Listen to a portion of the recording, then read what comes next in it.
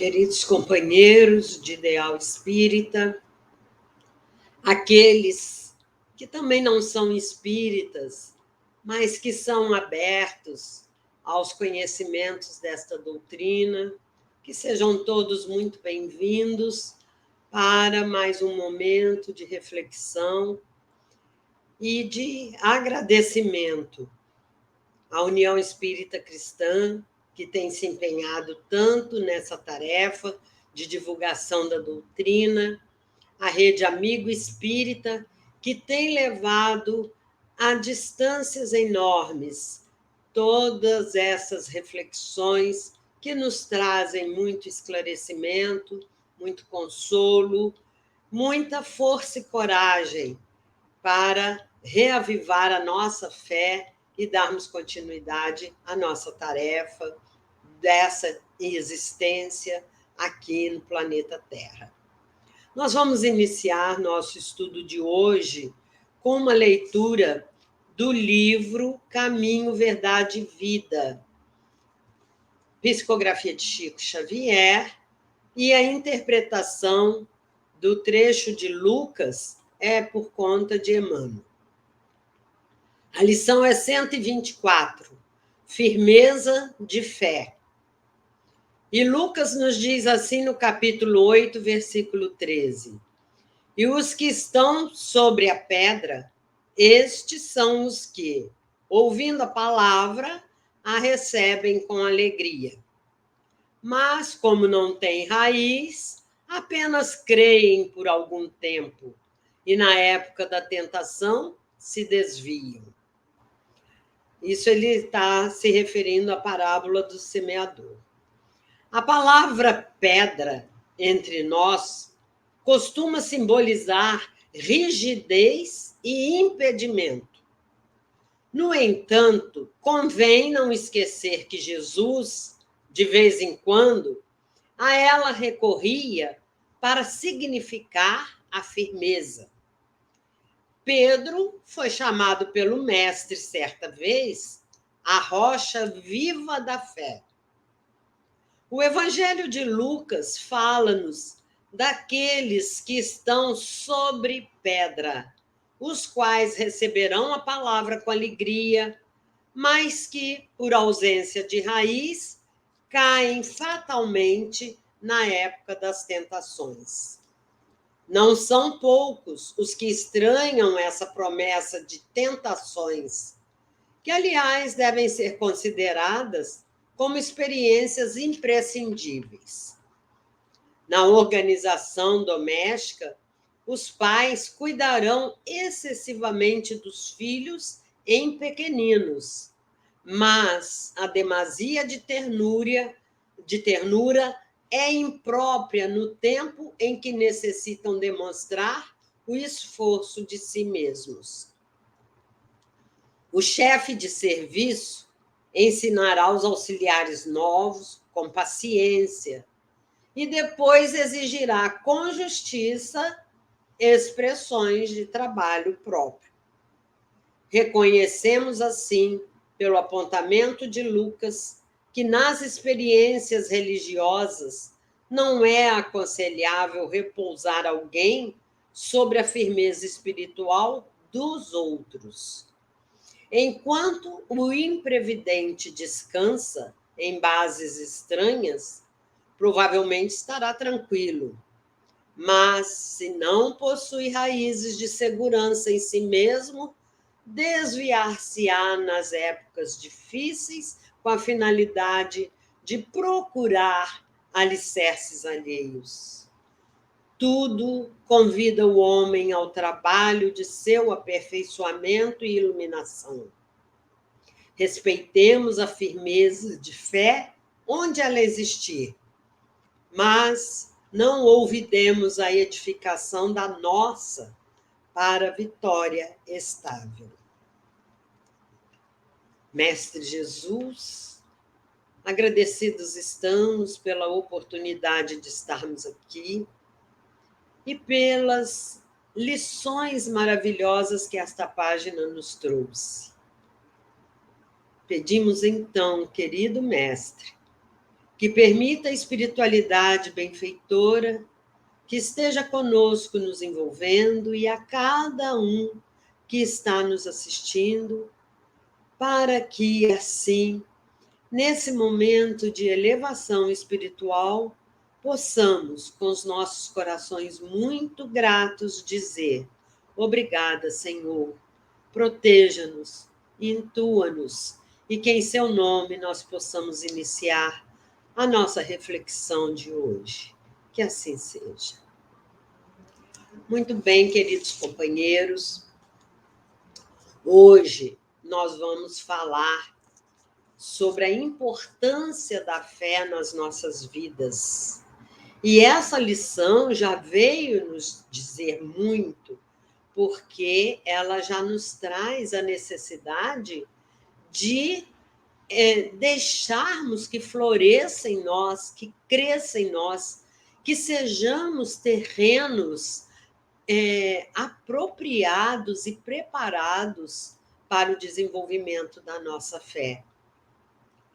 No desenrolar do nosso estudo de hoje, nós veremos que ainda fraquejamos muito na nossa fé, mas temos aí todo o amor de Deus a nos envolver e nos ajudar nessa caminhada que mal inicia.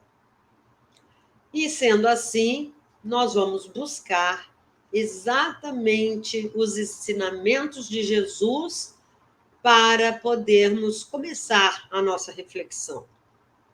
E Mateus, no capítulo 17, nos versículos de 14 a 20, ele vai nos contar que estava Jesus junto à multidão quando um homem se destacou trazendo seu filho e disse para Jesus: Senhor, tem misericórdia do meu filho, que é lunático e sofre muito, pois muitas vezes cai no fogo e muitas vezes na água.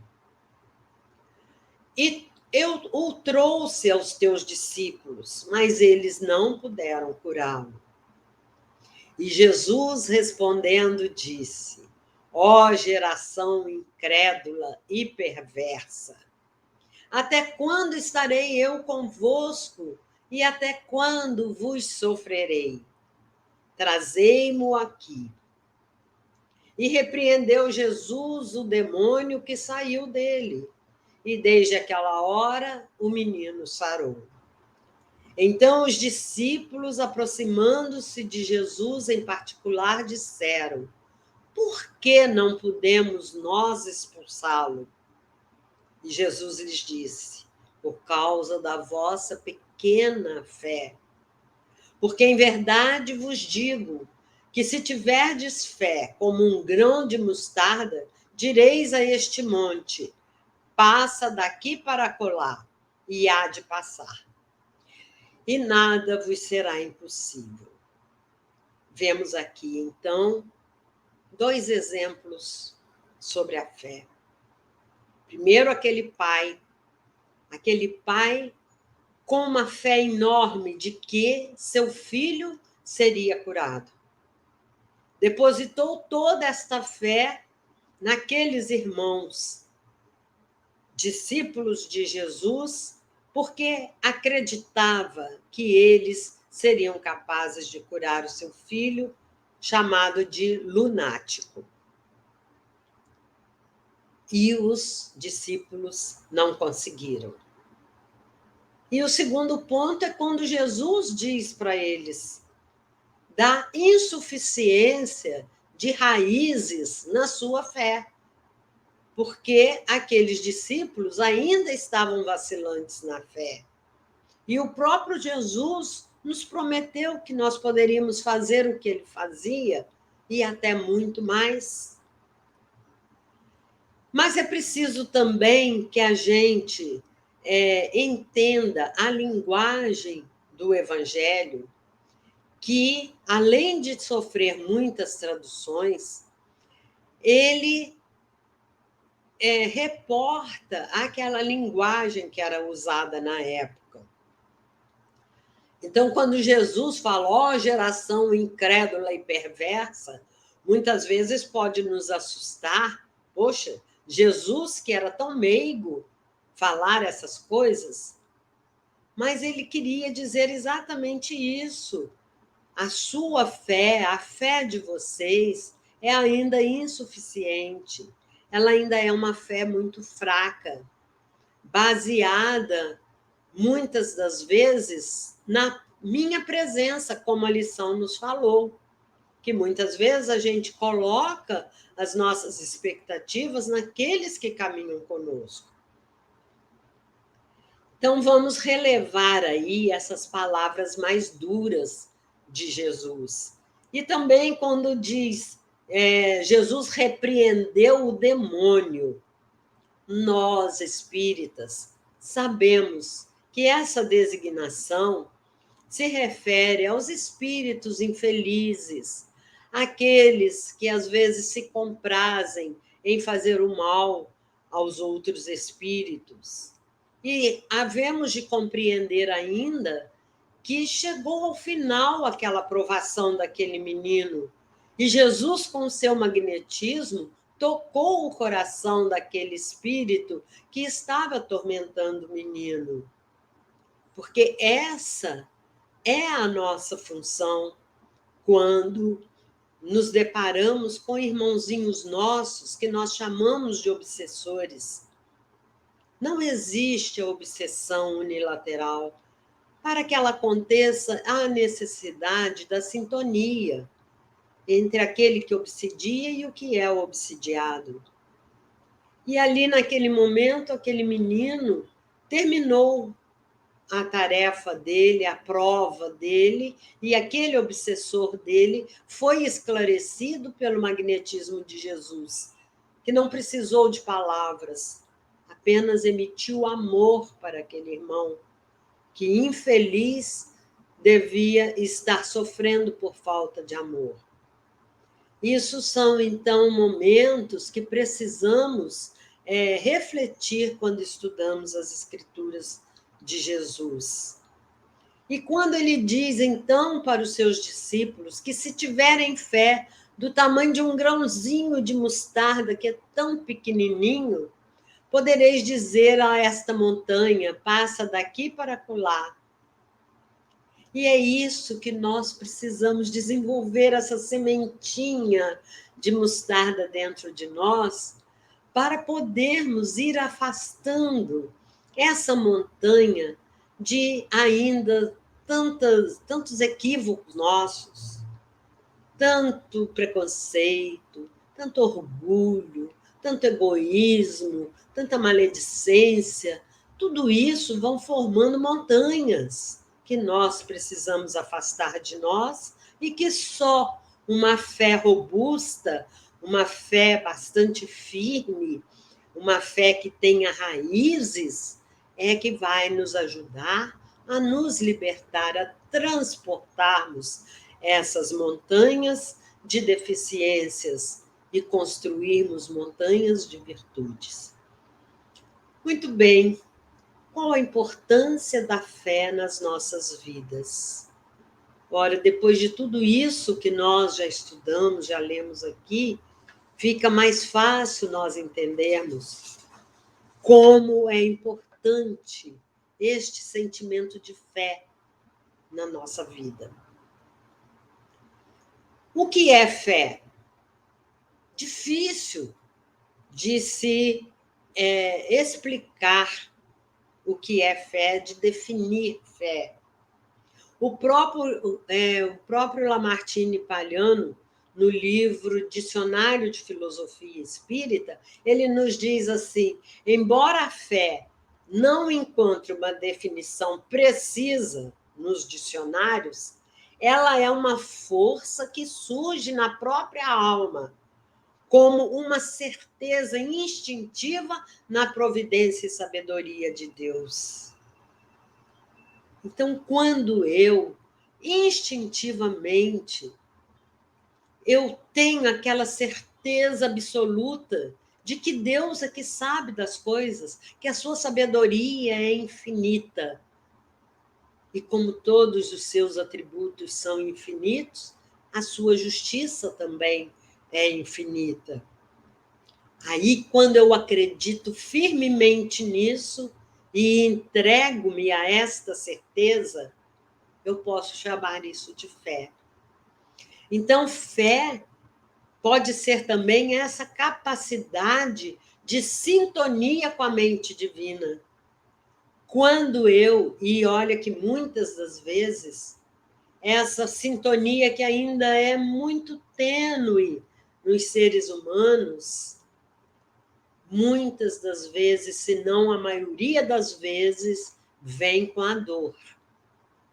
É aquele momento em que estamos sofrendo tanto e nos elevamos na nossa vibração, fazendo uma transformação até física, né? Nos elevando a planos superiores, para nos conectarmos e sintonizarmos com a mente divina. É um momento muito sublime este, que raras vezes nós conseguimos, porque rezar a gente reza toda hora, a gente faz uma prece de manhã, faz uma prece à noite, faz prece durante o dia, ao iniciar uma tarefa, encerrar uma tarefa, nós fazemos sempre uma prece. Mas orar são raras as vezes. E a maioria delas é pela dor. É quando a dor nos sufoca que nós conseguimos arrancar lá de dentro os sentimentos mais fortes de fé, de sintonia com a mente divina. E fé, então, é a certeza daquilo que a gente não vê, é ter a certeza de que Deus está conosco. E aí nós vamos encontrar no Evangelho segundo o Espiritismo que existe a fé humana, né? E existe a fé divina e a fé raciocinada. A fé humana é aquela que o homem aplica para a satisfação das suas necessidades terrenas. Ela é muito mais material, porque ela quer atender aos desejos do homem por ele mesmo. Então, o homem acredita mais nas coisas materiais, naquilo que ele pode tocar, naquilo que ele pode conquistar, que ele pode ter, pode até realizar. Então, eu tenho fé de que o Palmeiras será o campeão. Eu tenho fé de que a chuva não vai me atrapalhar ir para o trabalho. Eu tenho fé que vou conseguir comprar uma casa. Então, é o tipo da fé humana, aquela que nos traz assim uma pequena certeza de que, através do pensamento positivo, eu vou conseguir bens materiais que vão me ajudar na minha caminhada, que vão satisfazer as minhas necessidades atuais, as minhas necessidades que vão ficar aqui quando eu for. Porque ela vai atender às necessidades de tudo aquilo que vai ficar. Porque nós só levamos daqui aquilo que é verdadeiro, aquilo que nos pertence de verdade, aquilo que nós conquistamos moralmente, as conquistas espirituais, as virtudes que conquistamos. Então, essa é a fé humana. A fé divina é exatamente o contrário. É quando eu acredito tanto em Deus que eu nem ligo para essas coisas humanas e eu tenho certeza de que Deus irá suprir todas as minhas necessidades. É uma fé muito valiosa, porque ela nos traz assim, nos dá uma serenidade profunda, nos dá aquela tranquilidade de passarmos pelas dificuldades, porque temos certeza de que Deus está nos olhando. Mas, por outro lado, também é um tanto quanto perigosa se nós começarmos a nos fanatizar e achar que podemos cruzar os braços porque Deus vai resolver tudo. Eu quero e Deus faz o que eu quero. Todos os meus problemas serão resolvidos por Deus. Eu não preciso fazer nada. Deus fará tudo por mim. Então é perigoso. Se ela nos traz serenidade, porque eu acredito no Pai, ela também pode ser perigosa nesse lado. Mas aí Kardec vem nos falar da fé raciocinada. Então, para o Espiritismo, a fé deve ser raciocinada.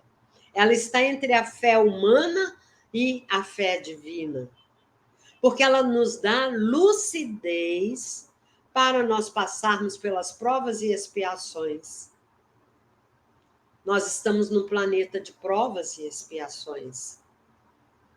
E a todo momento somos convidados a passar por provas. Não existe um ser humano que não tenha que passar por provas e também por expiações.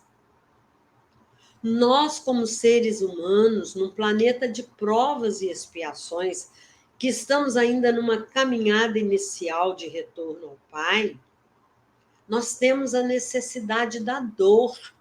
A dor é lição, a dor é amiga, a dor é aquela que nos faz, que nos aproxima da divindade. Então, nós temos necessidade ainda da dor como um instrumento de burilamento do nosso espírito. Por isso, Kardec, quando fala da fé raciocinada, ele nos leva a entender que eu preciso ter uma fé em Deus, eu preciso analisar aquilo que eu vou pedir, e é através da oração que eu vou me conectar com a mente divina e que eu vou, então, pedir, porque a maioria das nossas preces são petitórios, e no momento de uma dor profunda, de uma provação muito pesada para nós, neste momento, então, é que nós mais nos aproximamos da mente divina. E aí é interessante que Haroldo Dutra nos lembra da Madre Teresa, quando perguntavam para ela: Madre Teresa, quando a senhora fala com Deus, o que a senhora fala para ele? E ela então responde: eu não falo nada, eu só escuto. E aí eles perguntam: mas e Deus? O que ele fala para a senhora? Ele não fala nada, ele só escuta. É isso. Então, na nossa oração, o que Deus vai ouvir é o nosso coração. Senão os mudos não poderiam orar. É de lá, e Divaldo Pereira Franco também nos lembra que nós falamos com Deus através da oração. Essa sintonia de mente a mente. Mas que é preciso que a nossa mente esteja bem elevada. E a dor é um instrumento que faz a nossa mente se elevar até o Pai. E Deus, então, nos responde na forma de inspiração. Aí acordamos de manhã, puxa, como eu não havia pensado nisso para resolver meu problema. Nos esquecendo que foi a inspiração divina, atendendo ao nosso pedido, que saiu de lá do coração. E a fé raciocinada, então, é isso, ela nos leva a compreender que eu sofro porque eu transformo a minha dor em sofrimento, mas que a dor, ela é a lição mais valiosa que eu tenho para a minha evolução espiritual, para o desenvolvimento da minha fé, e que não sou só eu que sinto dor nesse universo inteiro. Enquanto meu planeta for de provas e expiações, eu sentirei, eu precisarei das provas e das expiações.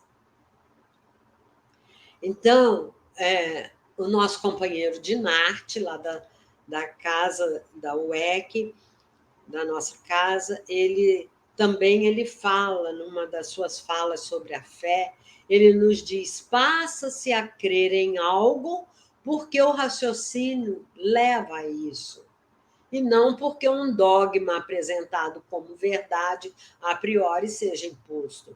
Então, eu não vou acreditar que existe demônio porque falaram que existe demônio, é um dogma. Não, eu não vou acreditar nisso, eu vou acreditar naquilo que é lógico. E a nossa doutrina espírita nos traz essa reflexão sob a ótica da lógica. É claro que se o raciocínio for alterado, ou mesmo se ele se basear em premissas falsas, também a fé será falsa, embora seja uma fé raciocinada. Daí a necessidade de quê? Do estudo, do conhecimento, para nós podermos discernir entre aquilo que é falso e aquilo que é verdadeiro. Se eu, quando estou passando por uma doença séria, agora nesses 2 anos de Covid, se eu me utilizar da fé humana somente, eu vou querer tomar todos os remédios que existem para que eu mate esse vírus e fique imune a eles. Se eu for usar só a fé divina, eu não vou fazer nada disso. Eu não vou me vacinar, não vou usar álcool, não vou tomar nenhuma das precauções, porque eu vou acreditar que Deus não vai deixar que aconteça nada comigo. Mas se a minha fé é raciocinada, então eu vou fazer a minha parte e deixar que Deus faça dele. Eu vou tomar os medicamentos que me forem passados, eu vou tomar a vacina, eu vou cuidar da minha higiene, né? Usar o álcool, usar a máscara para me proteger e proteger os outros. Todos os protocolos que a ciência me passar, eu vou me utilizar. Mas, ao mesmo tempo, eu vou entregar a Deus, porque se eu pegar a doença, foi do meu merecimento. Eu estou aqui num planeta de provas e expiações, sujeita a todas as doenças que acometem os seres humanos. E não posso me revoltar, porque eu sou merecedora. Assim como eu sou merecedora das coisas boas, eu também sou das lições que eu necessito. Mas só o estudo, só o conhecimento pode me levar a essa fé raciocinada. Então, a doutrina espírita nos convida constantemente para que nós tenhamos fé via conhecimento. Amo a Deus e eu sei por que eu amo a Deus. Tenho fé e compreendo por que eu tenho fé. E lá no Evangelho segundo o Espiritismo, Kardec nos diz que é preciso uma base para a fé. E esta base é o entendimento perfeito do que se deve crer. Eu tenho que entender por que eu estou crendo naquilo. E para crer não basta ver, é necessário compreender. Francis Bacon, também no século XIX, dizia: o pouco conhecimento nos leva à descrença. Em compensação, o conhecimento nos faz crer com muita segurança. Então, Raul Teixeira nos fala que o conhecimento nos leva a acreditar no nosso Criador e a nos questionar como é que nós explicaríamos todas as maravilhas da criação. Eu creio em Deus, mas eu não vejo Deus, mas eu vejo a sua criação. Então, quando eu olho para um céu todo estrelado, ou numa manhã, aquele amanhecer maravilhoso, um sol lindo, quando eu olho para a chuva caindo e fertilizando a terra, quando eu olho para os milhares de seres, né, os bilhões de seres criados por ele, eu só posso amá-lo e acreditar que existe essa inteligência suprema, essa causa primária de todas as coisas. E só o conhecimento me dá isso. Tudo que está em torno de nós, até no nosso próprio organismo. Então, nós não acreditamos mais na casualidade. Olha o universo que é o nosso organismo. E quem poderia fabricar um organismo desse se não fosse a divindade, se não fosse o divino? Então, de todas as três fés, os tipos de fé, a melhor é a raciocinada, porque ela reconhece a majestade do nosso Criador. E, ao mesmo tempo, ela compreende todos os seus atributos, que são infinitos. Então, a sua justiça e a sua bondade e o seu amor são infinitos. Por isso, Deus é amor. E quando nós, através do conhecimento, conhecemos a lei de causa e efeito, nós vamos entender o merecimento de cada um para todas as situações pelas quais está passando, né?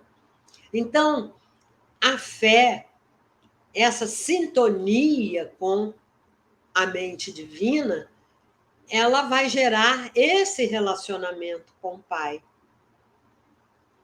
E, através do exercício da oração, nós vamos aprendendo, aos poucos, é claro, mas nós vamos aprendendo a criar as nossas raízes, a não construirmos a nossa fé sobre a pedra que não vai deixar que a raiz cresça.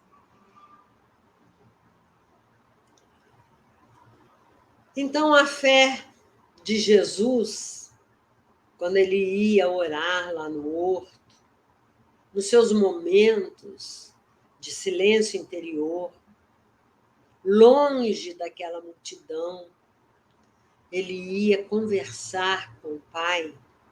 Ele, sendo o espírito mais elevado que já passou pela Terra, a sintonia dele com a mente divina era uma sintonia perfeita. E ele saía de lá renovado, com as energias renovadas. E nós precisamos entender isso, que no relacionamento nosso com Deus, Deus é absoluto. Por isso, nós temos que ter a humildade de aceitar que tudo aquilo que nos chega nos é destinado sem erro de endereço. É para nós mesmos. E a isso, essa crença, esse relacionamento com Deus, nos faz acreditar que Ele, como criou todos os universos, todos os seres que existem nos universos, Ele nos criou também. Somos filhos dele, que nascemos, que fomos criados simples, ignorantes, para empreendermos esta caminhada de retorno ao Pai, essa caminhada com o objetivo de encontrarmos a felicidade. Afinal, quem não quer ser feliz? Todos nós queremos a felicidade. E todos nós estamos fadados a ela. Sejamos nós, crentes ou descrentes, sejamos nós bons ou maus, sejamos nós aquele que só se compraz com a maldade por enquanto, todos nós estamos fadados à felicidade. Só que esta caminhada para encontrarmos a felicidade, ela é realizada em ritmos diferentes. Cada ser tem o seu ritmo de caminhada, mas todos chegaremos lá. Então, todos, sem exceção, atingiremos essa felicidade. E é muito, assim, gratificante e muito belo para nós acreditarmos nisso. É a esperança que surge dentro de nós quando temos a fé de que no futuro nós alcançaremos a felicidade que buscamos. Esse momento, então, de encontro com o nosso Pai, esse momento de congregação com o divino, é um momento muito especial, porque é exatamente a realização dos nossos desejos, dos nossos objetivos. Mas para que nós alcancemos esta felicidade, nessa nossa caminhada, existe uma condição, que é a vivência do amor. Por isso, nós passamos por provas, por expiações, por missões. Nós precisamos da convivência com os seres mais diferentes da criação para podermos ir desenvolvendo aos poucos essa vivência do amor. Se considerarmos que nós passamos de planeta primitivo para planeta de provas e expiações e ainda estamos à beira do planeta de regeneração, nós vamos considerar que nós ainda tivemos muito pouco tempo para vivenciarmos o amor. E até chegarmos lá na condição de felicidade, de mundo feliz, nós temos uma caminhada ainda muito grande para vivenciarmos o amor. Deus é maravilhoso. Olha, Ele nos proporciona toda essa eternidade para que aprendamos a amar. E o amor, então, é a chave que vai abrir lá na frente a porta da felicidade. Esse amor, então, é irrestrito. É aquele amor que Jesus veio nos mostrar que é possível amar. Ele veio nos trazer a lei de amor. E como todas as religiões, todas elas têm seu código de conduta, todas elas vão nos ensinar que para alcançarmos a felicidade é necessário desenvolver o amor. Cada uma na sua linguagem, cada uma no seu modo de ser, mas todas vão nos levar a esse caminho para a felicidade. E aí nós vamos nos lembrar que a fé tem muito poder também sobre nós. Todas as nossas doenças estão primeiro no nosso perispírito, depois é que são refletidas no corpo físico.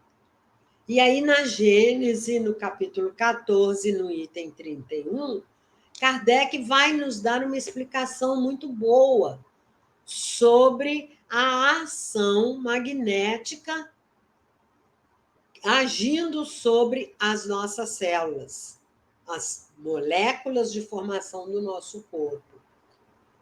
Quando ele vai nos explicar, então, a substituição das moléculas malsãs por moléculas sãs, através do magnetismo.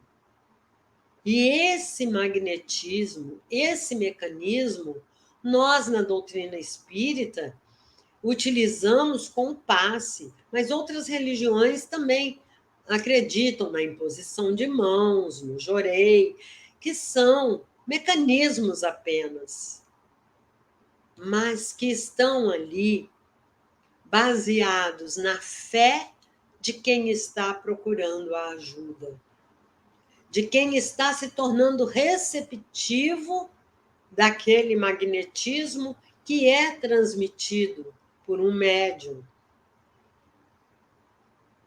Mas como o nome diz, médium, é a espiritualidade benfeitora que utiliza desse médium e capta o seu fluido magnético também, o fluido animal, para que junto com o fluido espiritual possa agir na molécula que precisa ser trabalhada e atingida. E um item muito importante, a fé daquele que vai receber, mas também o merecimento. Quando, pelo nosso merecimento, não é a cura física que será o nosso maior bem, a coragem, a força, a resignação, a paciência serão transmitidas também para nós, para enfrentarmos aquela prova que todos nós, cada um na sua especialidade, mas cada um de nós tem que passar por elas. E o Evangelho de Jesus é, então, de uma riqueza imensa em exemplos de fé.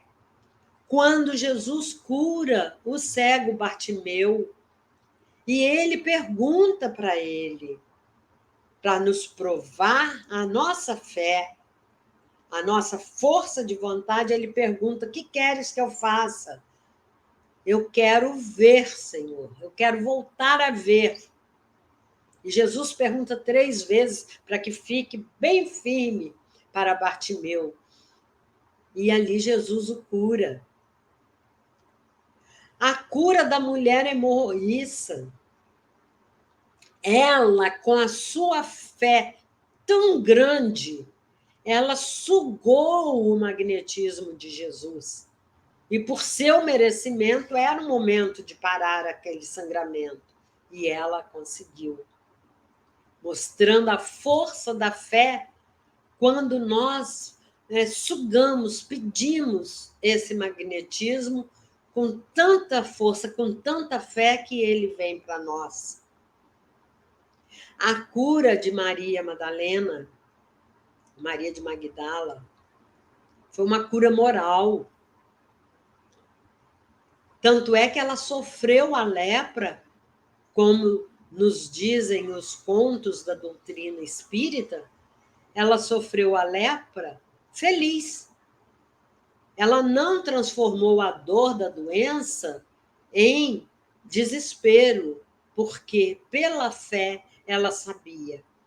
Pela fé raciocinada, nem existia o espiritismo naquela época, mas utilizando-se da fé raciocinada, ela sabia que aquela lepra era o medicamento, era a cura da alma dela, daquela alma sofredora, né, que sofreu tanto. A transformação de Paulo na estrada de Damasco. Como foi preciso, né, tantas provas para que ele conseguisse ali naquele momento se transformar. Quando Pedro vacila ao andar sobre as águas e Jesus lhe chama a atenção: por que você vacilou? Se você não tivesse vacilado, você conseguiria caminhar. Quando Jesus acalma a tempestade, quando ele cura o paralítico de Cafarnaum, que a fé era tão grande que ele pediu aos amigos que o levassem.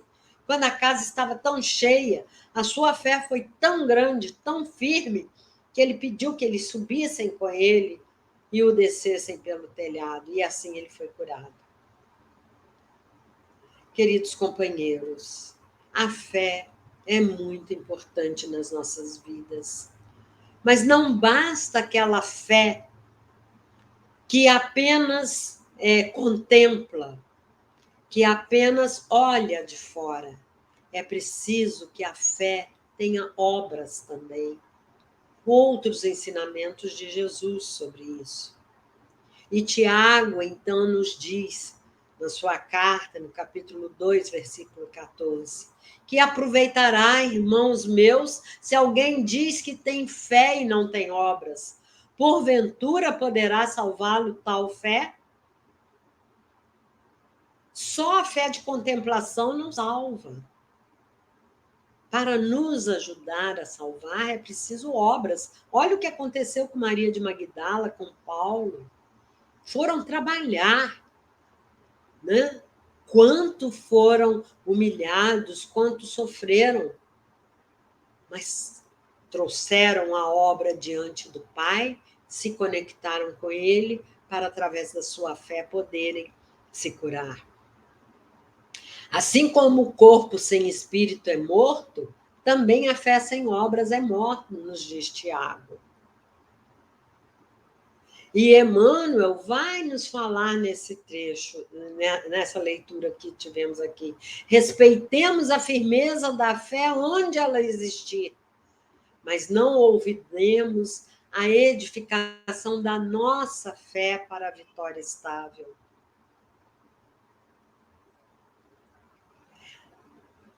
Neio Lúcio, também no livro Jesus no Lar, nos diz assim que a fé que não ajuda, não instrui e nem consola, não passa de escura vaidade do coração. Por isso é necessário que desde criança que a gente transmita os ensinamentos para que a criança possa desenvolver dentro de si a fé. E Lamartine Palhano também nos fala que, utilizando-se da fé de um modo consciente, o homem pode suprimir muitas curvas do seu caminho. As provas, as expiações são inerentes ainda ao nosso estágio evolutivo.